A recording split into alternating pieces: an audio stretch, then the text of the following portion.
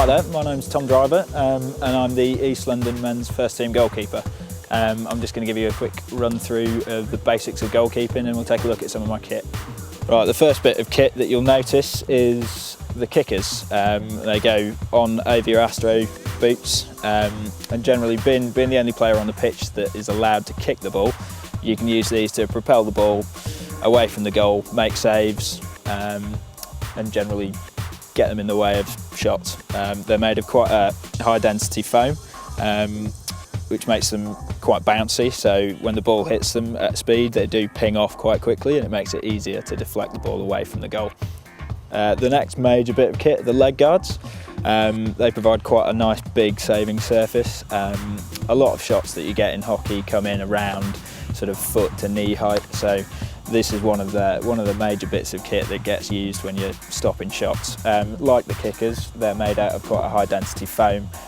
They're a little bit less bouncy than the kickers, so it gives you a bit more control over where the ball's deflecting off.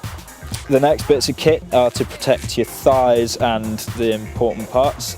So you've got your shorts and your abdo guard.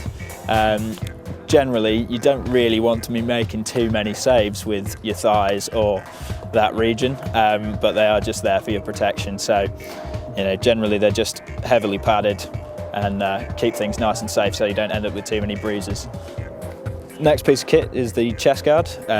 Again, you don't want to be taking too many shots to the chest because you've really not got too much control over where the ball goes if it hits you in the chest. I mean, generally, again, this is just there because it's a good solid piece of protection because you can get pretty badly hurt if you get hit where you haven't got pads.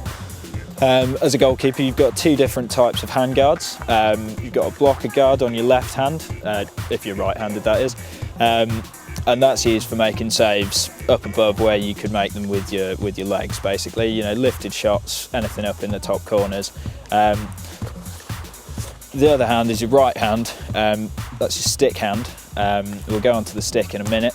And generally it's just another bit of high density foam, a good stopping surface, so it gives you a bit more to save the ball with than just having a stick. And again, it's for high shots. I mean, generally if you're going to make a save over on your right hand side, if you can get your left blocker mitt to it, that's the better technique, bringing it under your vision or over your vision to make the save. But if it is really up in the top corners and you have to go with your stick at it, then you have to go with your stick. Okay, the next piece of kit is the goalkeeping stick.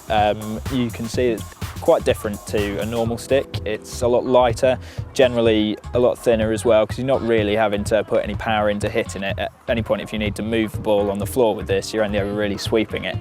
It's also got a kink in the shaft and a head that comes right the way around in a U shape, and generally that's just to give you a greater saving area, whether making saves up high or going down to your right hand side, saving short corners. It's to give a really good barrier to stop the ball getting in from short corners. The last bit of kit is the helmet, one of the more important parts to save those few brain cells that as goalkeepers have got. Just literally, you don't want to be making saves with your head. That's pretty much a given. It's there for your protection. At any point there has to be a helmet on a goalkeeper for the game to be carrying on. So that's one of my most important bits of kit. When you're keeping, most of the saves that you're going to make, if you've got guys coming through who can shoot pretty well, are going to be very much reaction. So it's important to be in a set position most of the time throughout the game, really. You don't want to switch off at all throughout the game. You know, the ball might be down the other end for a long time, but you really need to be on your toes and ready to go at all points, because it's a fast game and the ball can get back into your D pretty quickly. So an example of a set position would be up on the balls of your feet, right up on your toes, feet about shoulder width apart, and then you'd have both of your hands up ready to take shots high on the right and high on the left with your stick and your blocker. This position makes it really easy to step out and make kicks to either side.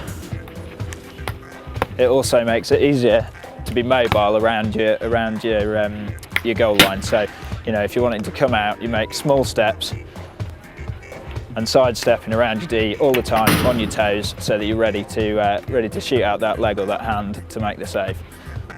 Okay, that's it from me. That's just a little bit of advice on how to be a hockey goalkeeper.